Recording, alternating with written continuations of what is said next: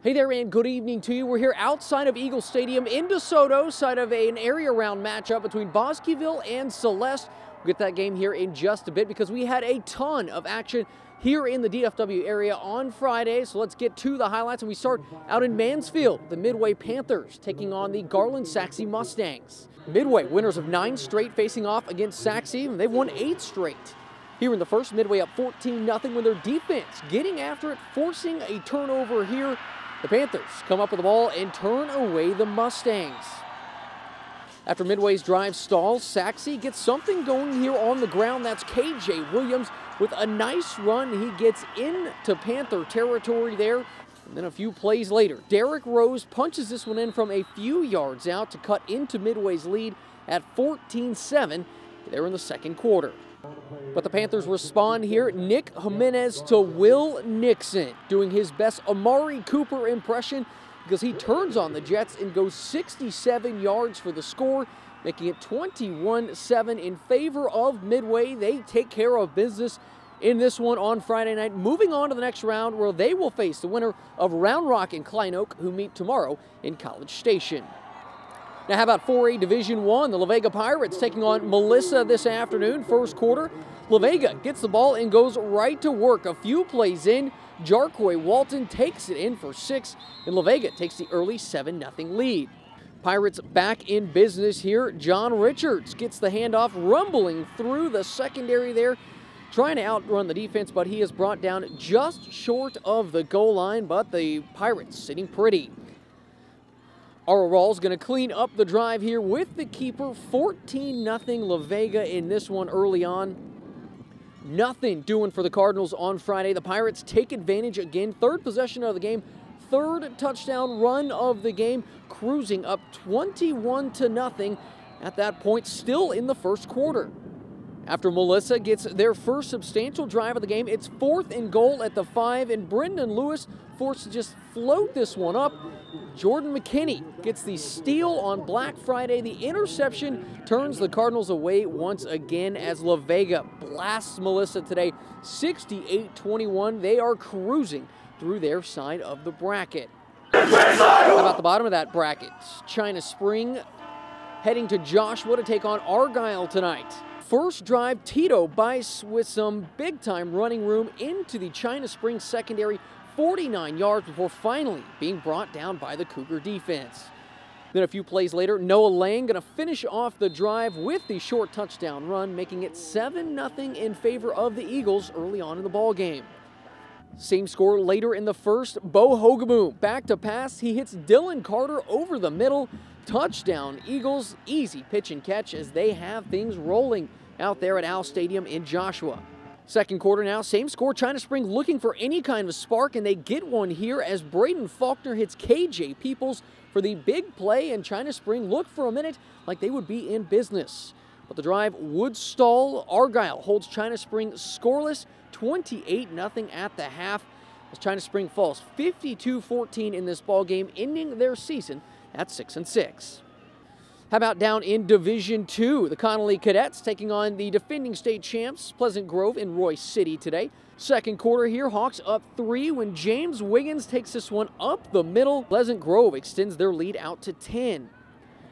Third quarter, 10-0 now. Cadets getting on the board here. Javion Sunday, who else? With the short touchdown run, he cuts the deficit to 4 after the extra point was no good. But from there, it's all Hawks. Bruce Garrett takes this one on the sweep, scoring easily, extending Pleasant Grove's lead out to 11. They'd add another touchdown as the defending state champions down Connelly 24-6 this afternoon, ending an otherwise great season for Coach Shane Anderson and company.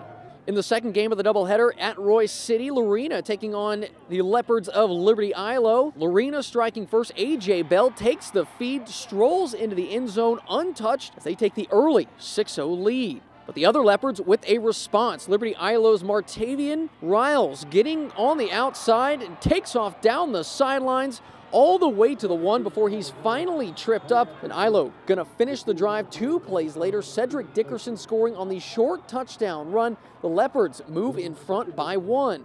This one going right down to the wire, but the Larina Leopards escape with this one against Liberty Ilo. 51-43 as they move on to the regional semifinals. The third 8-4A team in action this afternoon, Fairfield taking on Gilmer in Athens today. After an Eagle turnover, Mason Hurt back to pass off his back foot, but hits a wide open Malik Williams in stride. He's finally brought down there at the 1-yard line. And after a couple plays, 3rd and goal, Hurt hands it to Brian Webb. The cutback, the dive, and he is in for the 4-yard score. Gilmer up 7-0. Here comes that Gilmer defense here. Fairfield pinned back at their own 5. Chad Russian can't get out of the end zone. Matthew Burton and Ronnie McPherson bring him down for the safety. Gilmer out to the quick 9-0 lead. Second quarter, after a block punt, Hurt with the screen to Webb. He's got a convoy, lots of green turf in front of him. He races 28 yards to the house and makes it 17-0. Fairfield goes down to the Buckeyes of Gilmer this afternoon, 24-14, ending their season in Athens. Down in 3A tonight, a big one between Troy and Franklin at Waco ISD Stadium. Franklin's first drive, Datron Dixon on the sweep, tackled by Bo Workman. The next play, Dixon again picking up some positive yards there.